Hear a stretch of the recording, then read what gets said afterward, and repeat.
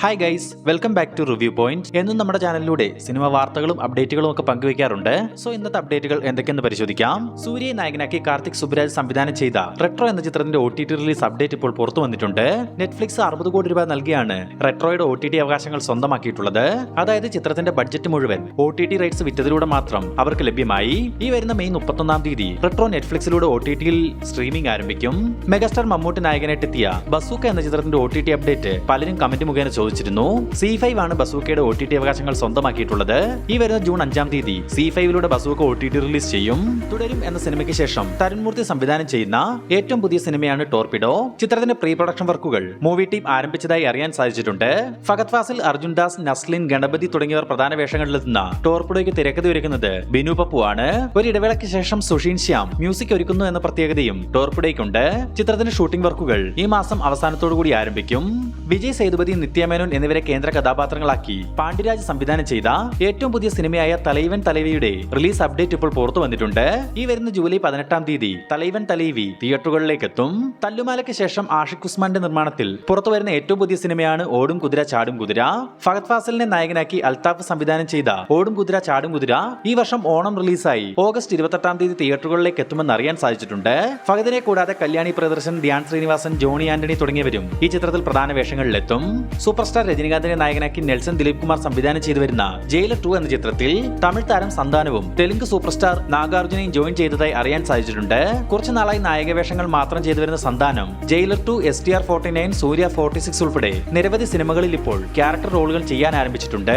ലാലേട്ടനെ നായകനാക്കി തരുൺ മൂർത്തി സംവിധാനം ചെയ്ത തുടരും സിനിമയുടെ OTT അപ്ഡേറ്റ് കമന്റ് മുഖേന പലരും ചോദിച്ചിരുന്നു. തുടരും ആ ചിത്രത്തിന്റെ തിയേറ്റർ റൺ ഈ ആഴ്ച കൂടി പൂർത്തീകരിച്ച ശേഷം ഈ വരുന്ന മെയ് 30-ാം തീയതി ജിയോ ഹോട്ട്സ്റ്റാറിലൂടെ OTT റിലീസ് ചെയ്യുമെന്ന് അറിയാൻ സാധിച്ചിട്ടുണ്ട്. ഇനി തുടരും സിനിമയുടെ ഇന്ന് വരെയുള്ള 32 ദിവസത്തെ കളക്ഷൻ റിപ്പോർട്ട് ഒന്ന് പരിശോധിക്കാം. 32 ദിവസങ്ങൾ കൊണ്ട് കേരളത്തിൽ നിന്നും മാത്രം 118 കോടി 50 ലക്ഷം രൂപയും വേൾഡ് വൈഡ് ഗ്രോസ് ആയി 231 കോടി രൂപയും തുടരും സിനിമ സ്വന്തമാക്കി കഴിഞ്ഞു. അല്ലു അർജുനെ നായകനാക്കി അറ്റ്ലി സംവിധാനം ചെയ്യാനിരിക്കുന്ന AA22 എന്ന ചിത്രത്തിന്റെ ടൈറ്റിൽ ഐക്കൺ എന്നായിരിക്കുമെന്ന് ഒരു സൂചന നമുക്ക് ലഭിച്ചിട്ടുണ്ട്. 700 കോടി രൂപ ബഡ്ജറ്റിൽ സൺ പിക്ചേഴ്സ് നിർമ്മിക്കുന്ന AA22 അഥവാ ഐക്കന്റെ ചിത്രീകരണം ഈ മാസം മുതൽ ആരംഭിക്കും. ചിത്രത്തിന്റെ ടൈറ്റിലിന്റെ ഒഫീഷ്യൽ പ്രഖ്യാപനത്തിനായി കാത്തിരിക്കാം. ഉലക നായകൻ കമലഹാസൻ, ചിമ്പു, തൃഷ എന്നിവരെ കേന്ദ്ര കഥാപാത്രങ്ങളാക്കി മണിരത്നം സംവിധാനം ചെയ്ത തഗ് ലൈഫ് ഈ വരുന്ന ജൂൺ 5-ാം തീയതി റിലീസിനെത്താനിരിക്കുകയാണ്.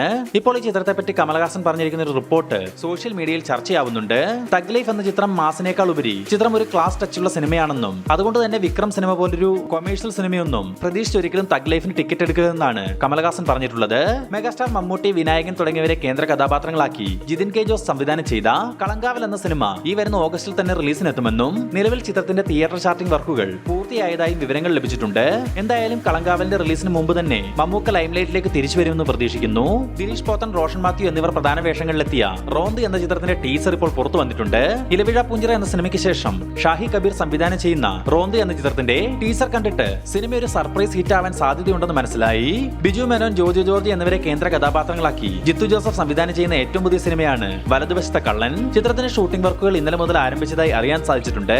ഓഗസ്റ്റ് സിനിമാസിന് വേണ്ടി ഷാജി നടേശനാണ് ഈ സിനിമ നിർമ്മിക്കുക.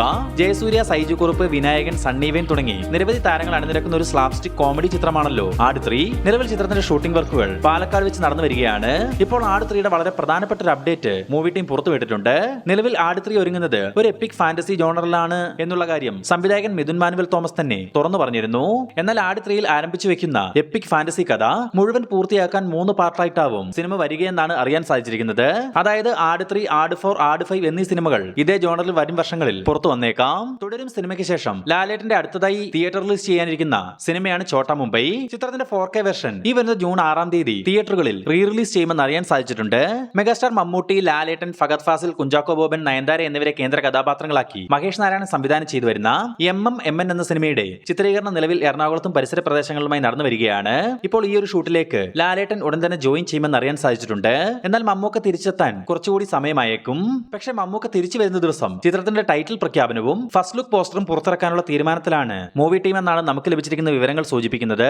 ഇനി ബബ്ബയുടെ അപ്ഡേറ്റിലേക്ക് കിടക്കാം. അതിനു മുമ്പ് നമ്മുടെ വീഡിയോ ലൈക്ക് ചെയ്യാതെ വീഡിയോ കാണുന്നവർ ഇപ്പോൾ തന്നെ ഒന്ന് ലൈക്ക് ചെയ്യുക. ഒപ്പം തന്നെ നമ്മുടെ ചാനൽ സബ്സ്ക്രൈബ് ചെയ്യാത്തവർ ചാനൽ സബ്സ്ക്രൈബ് ചെയ്യാനും പ്രത്യേകം ശ്രദ്ധിക്കുക. ജനപ്രിയ നായകൻ ദിലീപിനെ നായകനാക്കി ധനഞ്ജയ് ശങ്കർ സംവിധാനം ചെയ്തു വരുന്ന ബബ്ബ എന്ന സിനിമയുടെ സിനോപ്സിസ് ഇപ്പോൾ പുറത്തു വന്നിട്ടുണ്ട്. മേ ബി ചിത്രത്തിന്റെ കഥ ഇതാവാൻ സാധ്യതയുണ്ട്. എന്തായാലും ചിത്രത്തിന്റെ സിനോപ്സിസ് നമുക്കൊന്ന് പരിശോധിക്കാം. ഒരു കാർ മെക്കാനിക്ക് ഒരു ടൈം മെഷീൻ കണ്ടുപിടിക്കുകയും ഒരു വെൽനസ് പരീക്ഷണം എന്ന വ്യാജേന വ്യാജേന ചില വൃദ്ധന്മാരിൽ അത് പരീക്ഷിക്കാൻ പ്രേരിപ്പിക്കുകയും ചെയ്യുന്നു. ഇതേസമയം അഴിമതിക്കാരനായ ഒരു പോലീസ് ഉദ്യോഗസ്ഥൻ ഇതിനെക്കുറിച്ച് മനസ്സിലാക്കി താൻ അധികാരത്തിലെത്തുന്ന ചരിത്രം തിരുത്തി എഴുതാനായി ആ ടൈം മെഷീൻ സ്വന്തമാക്കാൻ ശ്രമിക്കുന്നു. തുടർന്ന് നടക്കുന്ന സംഭവവികാസങ്ങൾ കോമഡിയുടെയും ആക്ഷന്റെയും പശ്ചാത്തലത്തിൽ അണിയിച്ചൊരുക്കുന്ന കഥയാണ് ബബ്ബബ്ബ എന്നാണ് സിനോപ്സിസിൽ സൂചിപ്പിച്ചിരിക്കുന്നത്. ഏറെക്കുറെ ഇത് സത്യമാവാൻ സാധ്യതയുണ്ട്. കാരണം ഒന്ന് ഗില്ലി സിനിമയിലെ ജിപ്സി ഈ ചിത്രത്തിന്റെ ഒരു പോസ്റ്ററിൽ കാണിച്ചിരുന്നു. അതുപോലെ തന്നെ ലാലേട്ടന്റെ വരവേൽപ്പ് എന്ന സിനിമയിലെ ഗൾഫ് മോട്ടോഴ്സ് എന്ന ബസ്സും ചിത്രത്തിന്റെ ലൊക്കേഷനിൽ കണ്ടതായി ചില വാർത്തകൾ പുറത്തു വന്നിരുന്നു. ആ വിഷയങ്ങളെല്ലാം ടൈം ട്രാവലുമായി കണക്ട് ആവാനാണ് സാധ്യത.